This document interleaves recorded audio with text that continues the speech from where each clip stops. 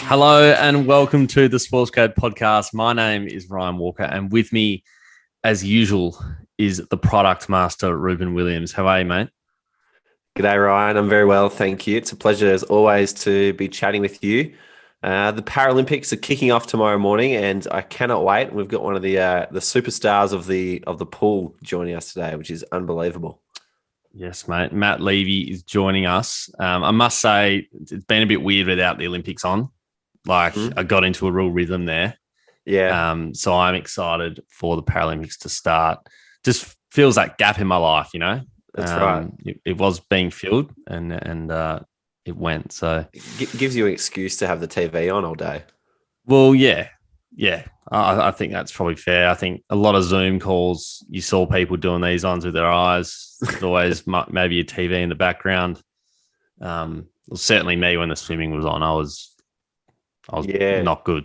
You always wonder with those people who put themselves on mute and then put themselves on no camera, what they're really doing behind that camera. And I suspect during the Olympics, there would have been a lot of people just with their back to a few Zoom calls. Yeah, it's weird because, they often correlated with gold medal finals. So, anyway, not pointing any fingers. You know who you are. Yeah, and they'd be listening too. Before we start, a great message for our beloved sponsor, Deakin University. If no one knows yet, well, they're about to know that Deakin University, it's confirmed that every single course is backed by industry experts. So you can be confident you'll get the job you want with a degree that employers want. Deakin University, progressive real-world learning. We might have to bring back your old tagline, Ryan, which was progressive medal earning. Oh, yeah. University, progressive real-world medal earning. Well, maybe we almost need to have a policy that whenever there's Olympic Games on, so in 4 years' time, and then the Paralympic Games are on in the 4 years' time, that we're allowed to use real-world medal learning. Yep. We'll see how we go with that. I'd imagine this partnership will be in a very healthy position in 4 years' time. We best not even speculate. It'll be new heights. So, before we start, connect with us on LinkedIn if you'd love to learn more about us, our background, the story about how we came to be talking into a microphone to each other and industry experts out there. We'd love to chat to you and would love to tell our story as well. So get in touch with us. Let's get cracking, Rube. So Matt Levy, we spoke to him. It was an awesome chat. He's about to be a 5-time Paralympian, which was absolutely awesome. What are some things that stuck out to you? Yeah, Matt is unbelievable. Not only is he a 5-time Paralympic athlete, he's a gold medalist. He also works at Westpac. He's also written a book. He's also done an MBA. He's just an incredible all-round human being. He casually dropped on us that he's got an Order of Australia medal as well. I think this is by far the most accomplished person we've ever chatted to on the SportsGrad podcast. But one of the things that really stood out to me is some of the things you need to work with elite athletes of Matt's caliber. A lot of people get into sport, and I certainly did this. I thought I was going to go down the exercise science pathway when I started studying, thinking they're going to work with elite athletes. And so Matt gave us a rundown on what are the key things that he needs from the people around him to make sure he can go out there and, break world records, get gold medals, and just be the best athlete he can be. But it all starts with the support staff and what they're made of. So he gave us a really good insight into what you need to be. Yeah, no, that was good. I love the athlete mindset stuff he mentioned. A lot about sort of when to relax and when to go. And I thought it was quite interesting having just seen all these amazing athletes do their thing on the world stage. And, sometimes you look at them, you're like, what are they doing? But like inside, you kind of know that they're in their element and they're doing exactly what they trained to do. So it was great hearing about that. And then finally, Matt's story is just like such an inspiration. on its own. You know, he was born premature. He's had 53 different operations, and he's a 5-time Paralympic athlete with a whole bunch of gold medals, with an Order of Australia medal on top of that. So he's just an incredible inspiration. And when you listen to him talk, you'll feel inspired to get up and go, whatever it is that you are putting off today. So I can't wait to share this chat with Matt Levy. Awesome. Well, on that note, grab a pen and enjoy this chat with Matt Levy.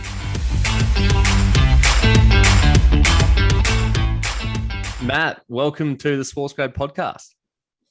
Thank you. Thanks for having me. It's great to be here. Matt, I want to start somewhere slightly different to where we usually kick off these episodes, and that is with the cover photo from your LinkedIn profile. Now, the reason why this is interesting is it's got a great graphic of yourself in the pool and the numbers 53, 56, 83. What do these numbers represent to you? I guess back when I kind of did that background, it was really something that stuck with me in terms of the goals I kind of want to do and where I want to be heading. The numbers, I guess, refer to how many people I guess I want to influence, I guess, through my journey, and how I guess I want to promote the work that I guess I kind of do. And I guess the numbers sort of, I guess, represent that in a way. I guess it's just something that kind of reminds me of like where I want to be heading. Awesome. Do they what are the individual metrics for each of them? Do they have separate meanings, or are they similar in nature? They're pretty similar in nature. I'm just gonna bring it up because so basically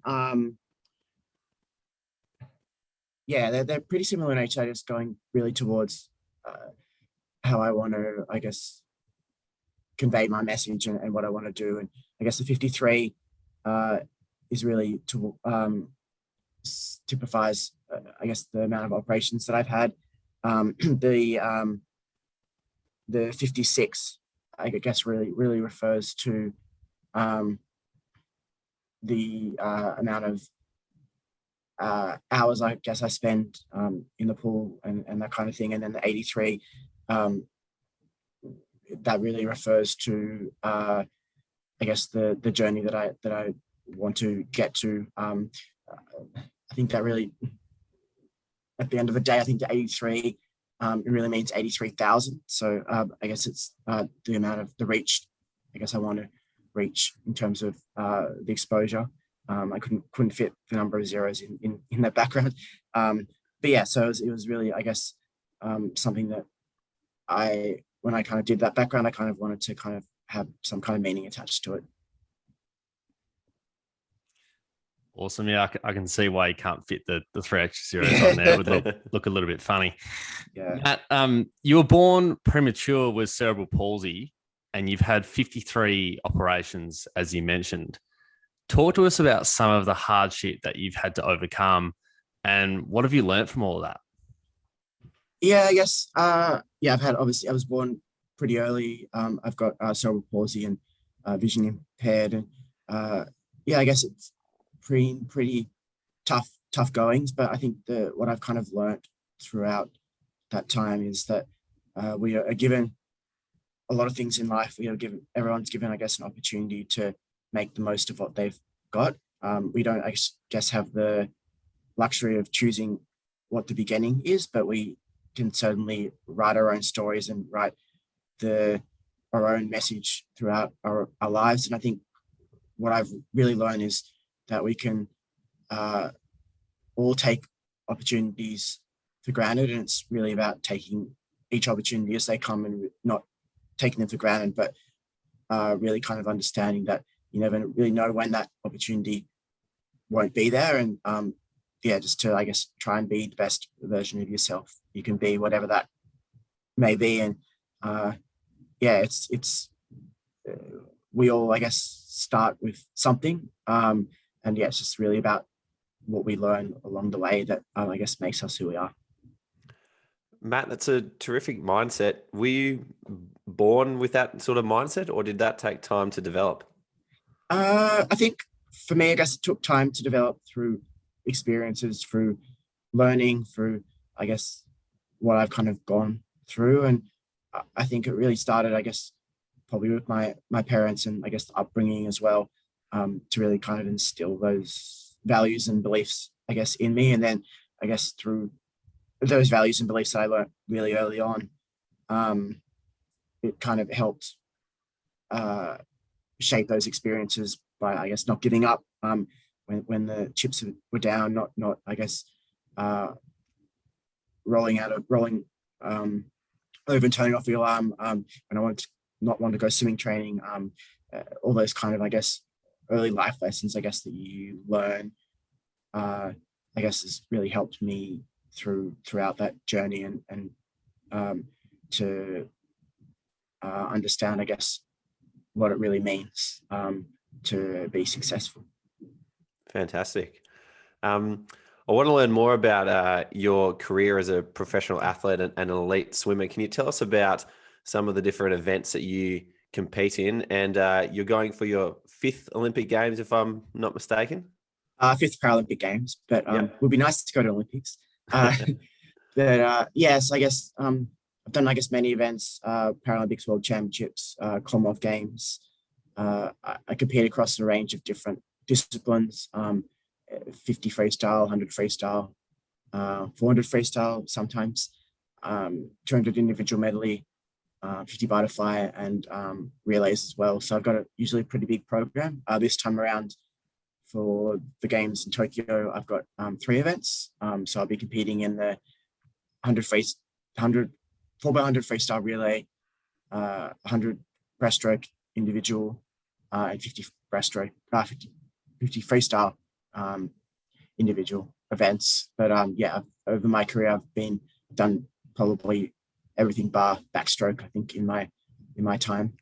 So yeah, well versed in the different disciplines and distances. I reckon backstroke and butterfly, like kind of the odd ones out with swimming. Don't you reckon, Rubes? Like watching on TV, we all love the freestyle. That's maybe not everyone loves it, but I love the freestyle. Yeah, it sounds like you've got a packed schedule.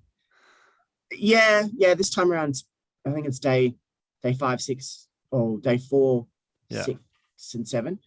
So yeah, I'm pretty spread middle to back end.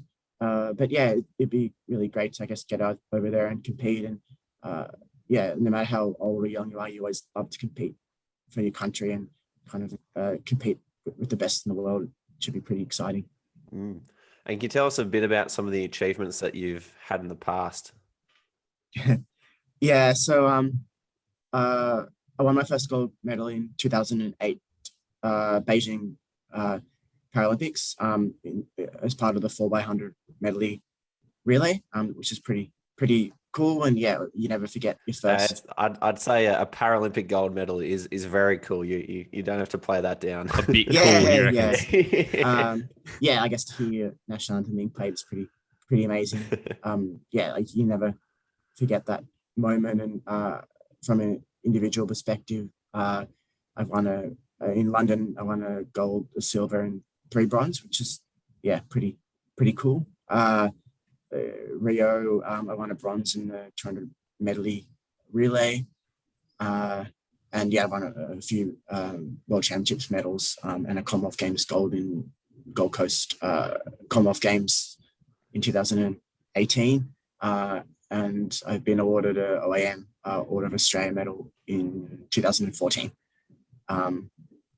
That's pretty much it in a nutshell. It's quite the trophy cabinet. Certainly beats ours. I think mine's in my garage in Perth in a box or maybe in a bin somewhere. But that's ultra impressive. I was just wondering, because obviously you're off to Tokyo in, what is it, a few days' time? Oh, not to the 18th. 19th. Not to the 18th, yeah. how does sort of like the preparation change this year, because it is such a unique Paralympics, like Tokyo, obviously COVID. Has much changed in terms of, you know, when you get there, your preparation, how you can operate whilst you're there? I'm sure it would be a little bit more complicated than previous Paralympics you've been to. Yeah, so we don't know the full ins and outs, but it's pretty much a COVID test daily. Masks you have to wear everywhere. Yeah. We're not allowed to go to the dining hall, get our food. We have to get it delivered or get catered services that deliver it. Masks every pretty day. much up. Yeah, masks pretty much up until you get on the blocks. I'm not sure what other stuff would be involved, but it's pretty strict and pretty stringent. I guess it's obviously for a reason, to keep us all healthy and not get COVID. And a lot of other protocols in place. Like we got our first COVID test today as part of us being in the bubble. And we have 2 more, I think, before we leave here. Other than that, it's pretty much just racing and a bit of training. Fantastic. Matt, a lot of the people in our audience, they're similar to us, weren't quite good enough to make it in sport. Maybe there's some people out there who have made it in sport. We won't speak on behalf of everybody, but the next best option is to try and work in sport and work with elite athletes such as yourself. So I was wondering, Matt, if you'd be able to share with us maybe some of the different roles or coaches or support staff that help you compete at the Olympic Games or the Paralympic Games. Yeah, I guess it's obviously doesn't take one individual to get me there. It's a myriad of different people, from my coach, who I get coached by every day, twice a day mostly. He, I guess, gives me the sets and all that training stuff to get me to that next level. And on top of that, we have sports scientists who analyze the data that we whether we do in what we do in training or in a race, to kind of see where we can kind of improve on. And then you've got sports physiologists that analyze, I guess, your diets, your turns, that kind of stuff to give you that one or half percent improvement to kind of get to that next level. You have sports psychologists that we work with as well. On top of that, there's strength and conditioning coaches that work with you in the gym, Pilates coaches, yoga coaches if you do that. And then on top of that, you got all the admin staff that work in the various sports to kind of do the day-to-day paperwork to get you clearance to go and travel and all that kind of stuff. So there's certainly a lot of people that I guess are involved in the process of one athlete's dream, but it's definitely not that. It's thousands of people involved to get that person to that starting lineup to potentially get a medal at the end of the day.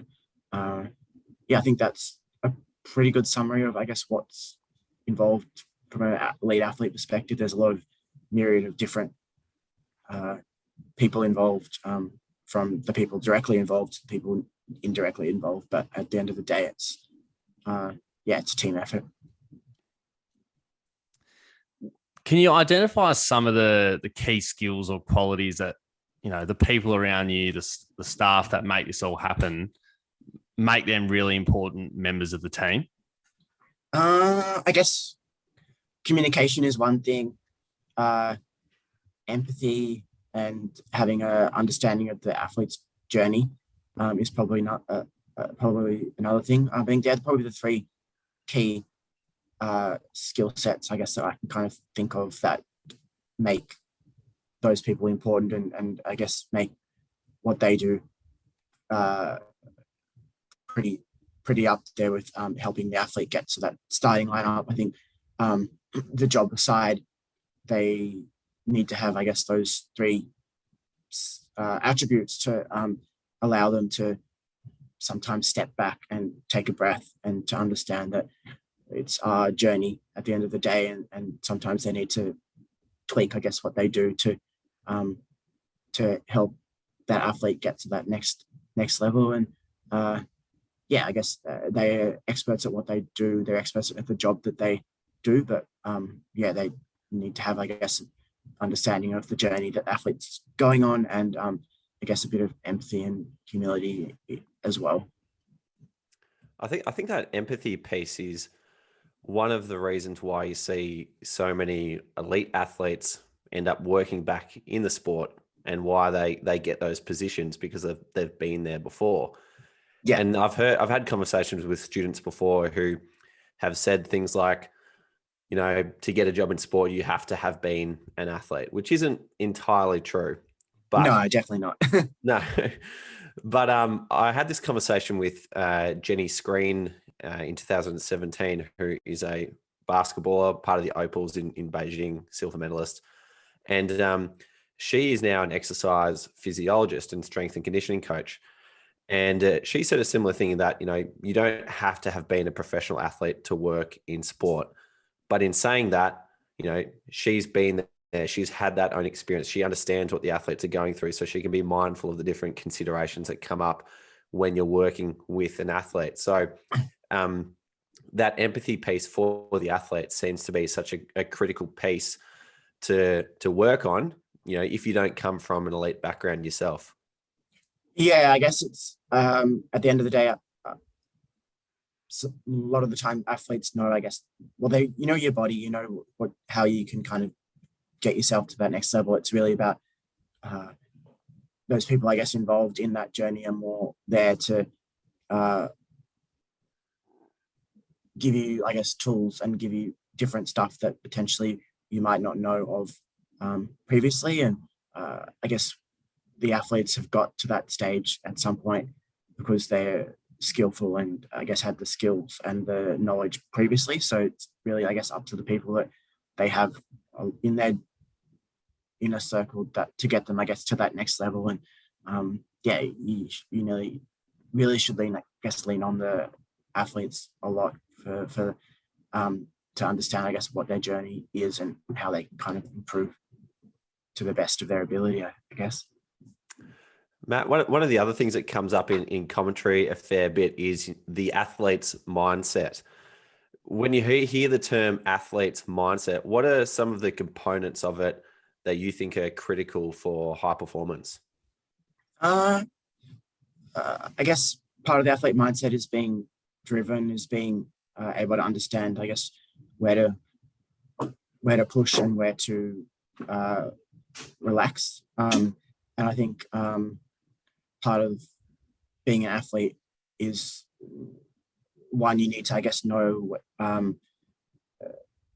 what to do to improve, but also you need to know, I guess, when to ask for feedback and take feedback on board as well. I think part of being an elite athlete is a lot about taking feedback on board, as well as searching for feedback. And I think a lot of athletes don't do that as well as they probably could. And I think, from my perspective, I guess I've been able to do that throughout my career, and that's allowed and helped me move forward with my career and allowed me to go to my 5th games. There's a lot of students coming through exercise science and sports management degrees who want to work in, and with elite athletes. Yeah. For those who end up working with an athlete, what's one thing that you should not do? I guess one thing you should probably not do is not listen to the athlete. I guess I think you can, I guess, give advice and give feedback and try and improve them in other ways. But I think the first port of call would be to listen to the athlete first and see what, I guess, their opinion is and what their tact in the situation is. Because I guess as a sports exercise science, I guess you're there to improve their the way that they're doing something or what way that they approach a particular activity. And I think if you listen to the athlete first and hear, I guess, part of their journey and how they kind of see it, you might be able to, I guess, put it into a better perspective. What are some of the I guess what's the danger of not listening to the athlete? I guess the danger of not listening, in my mind, would be you get, I guess, 3 or 4 months down the track, and if you ask a particular question, or you asked a particular question at 3 or 4 months prior, you might have been able to get to the answer a lot quicker. I think the drawback of not listening to the athlete or the athletes would be that you might spend a lot of time just going around in circles and not getting anywhere. And if you ask the right questions first up, you might be able to get to that answer a lot quicker. I can imagine when you're in an elite training program where every single day is set out for you well in advance, and you've got this regime that you need to follow, there's no time to be wasted at any point.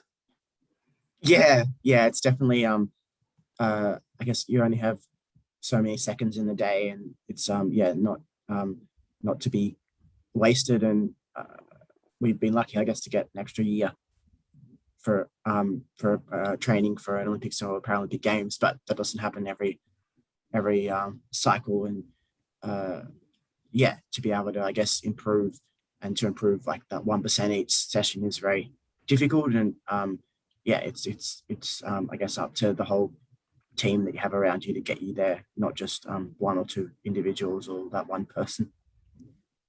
How do you think the extra year has had an impact? Because, right now Olympics is on, and I can't help to think that 1 year is, it's a really long period of time.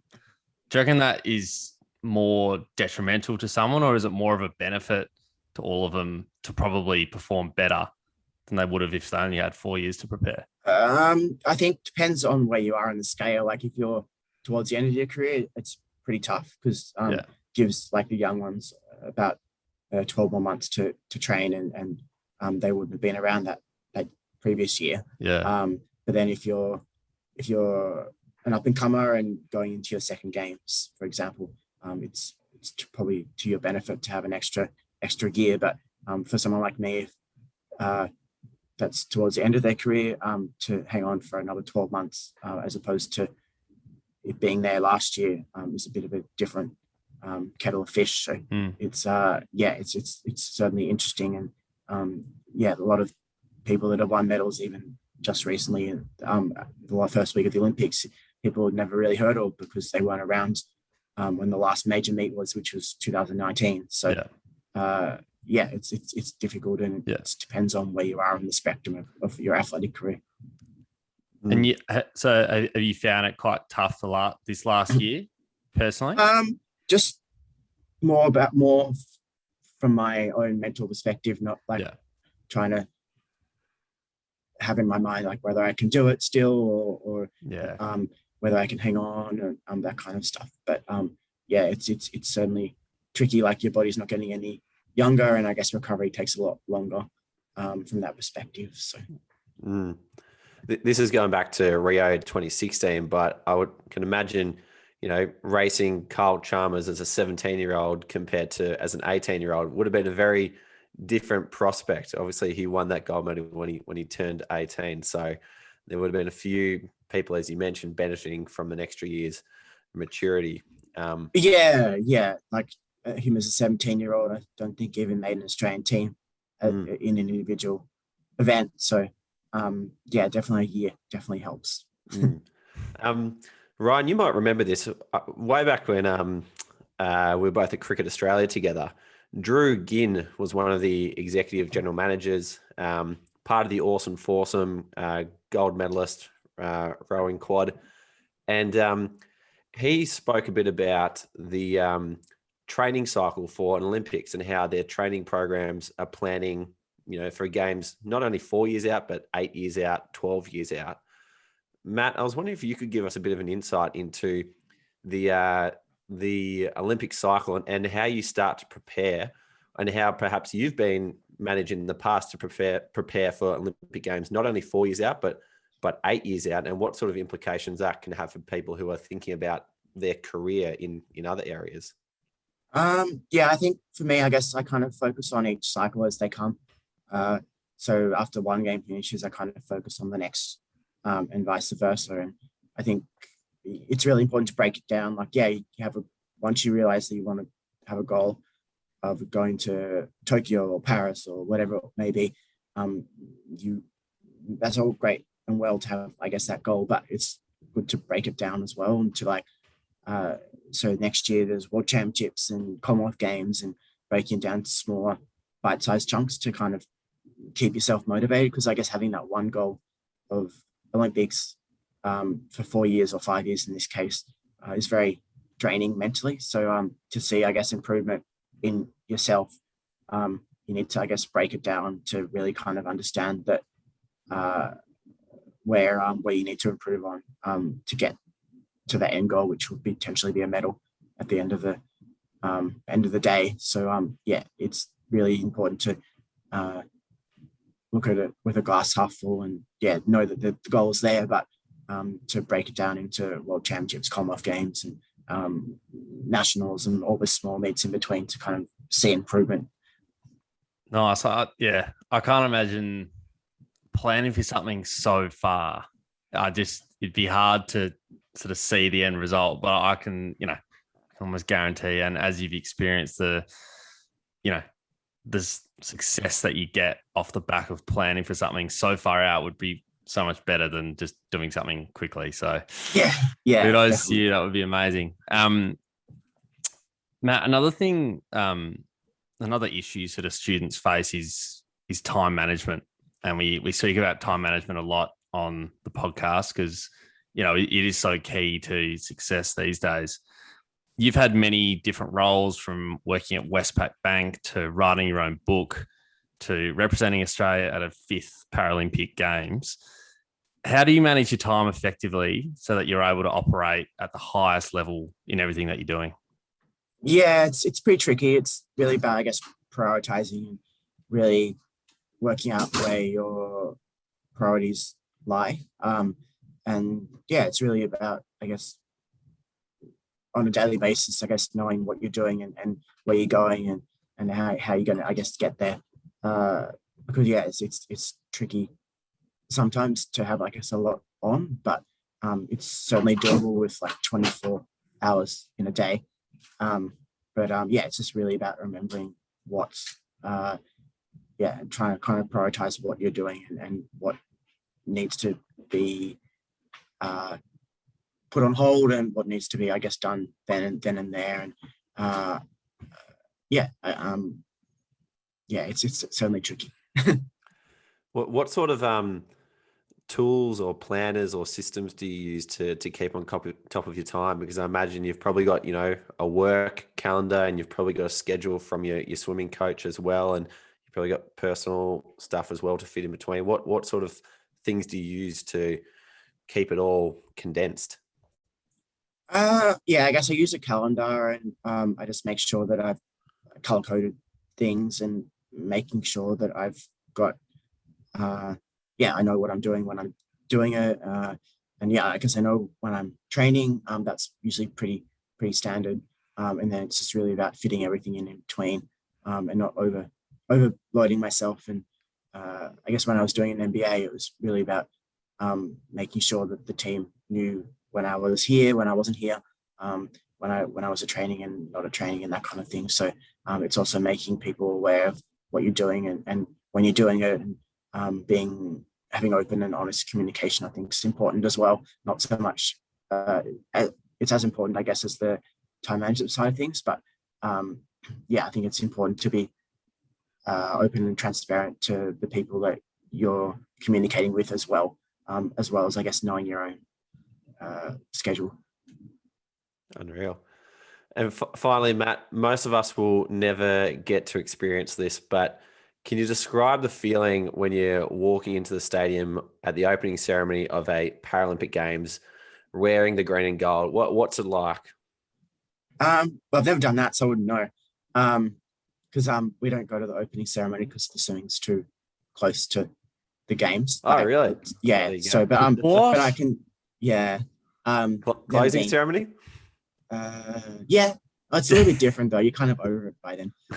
What about when you're about to swim?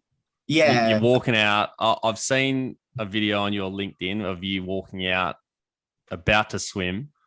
What's it sort of like when, you hear the crowd and you like, because I can imagine, I look at swimming and I'm like, Jesus, that looks real tense on the blocks. Like that would be crazy. What's that like? Yeah, so it's really about staying calm and kind of soaking up all the atmosphere. It's just really about, I guess, trying to remember why you're there and what you've done in training, and not get too overawed by the whole occasion. Because at the end of the day, you're just swimming a couple of laps, and you've done all the hard work previous to that. So, it's really cool. I guess when you think back on it, you do get a bit nervous, but nerves are good. But yeah, it's really about just staying calm, staying focused, and enjoying the ride, I guess. Unreal. Well, like you just said, it's just like a couple of laps, as you do. I love that. But Matt, thanks so much for coming on the podcast. It's been absolutely awesome hearing from you as, someone who's about to go to their 5th Paralympic Games. I think that is literally insane. And like a couple of questions we asked there around, your time management, about how you juggle all these things. It's just crazy to think what your days look like. So we really appreciate you coming on, and we'll be certainly watching how you go in Tokyo.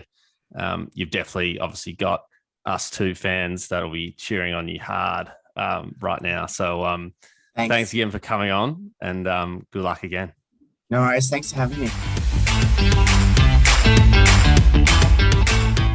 Alrighty, Ruse. Well, that was something else. I can't say I've spoken to a soon-to-be 5-time Paralympic athlete before. What are some key takeaways for you? Yeah, well, certainly not an Order of Australia medalist as well. That this is the caliber of people we've been crying out for, Ryan. We love our other guests; they're fantastic. Matt's a different type of elite, which is unreal to hear from.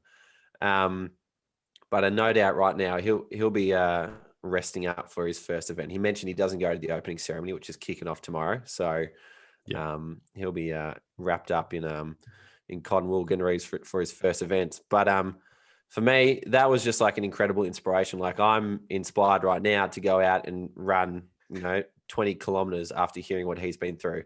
He's done 53 operations, been to 5 Paralympics. Nothing is a barrier for Matt. Nothing is slowing him down.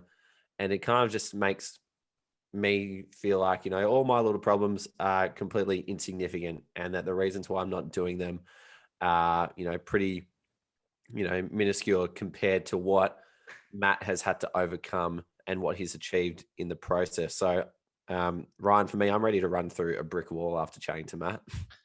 Well, knowing you can run 20Ks quite easily, so that wouldn't be too hard for you. I'm not sure about the brick wall. We'll see about that one. My takeaway was just hearing, a little bit about how, people sometimes think to work in sport, you've got to have been in sport and you had to perform as an athlete and, and be in whatever sport that you want to work in. Not the case. If that was the case, then we wouldn't exist.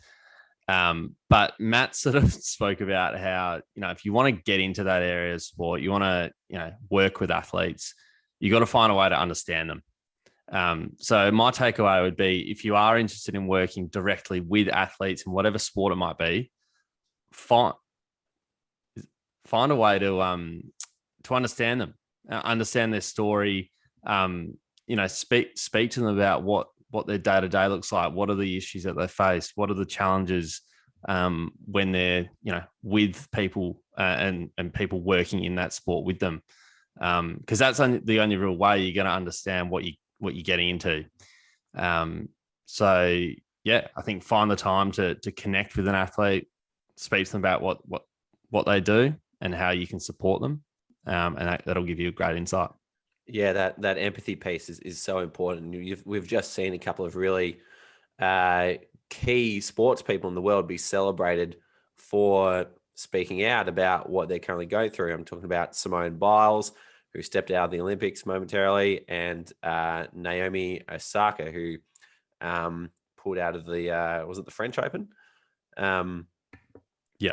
Yeah, and so you can just see by those two examples that the people around them need to have a level of empathy to understand what they're going through so they can best help them. And as you mentioned, some of those tactics around just have conversations, listen to their interviews, develop that understanding is going to be critical for your success.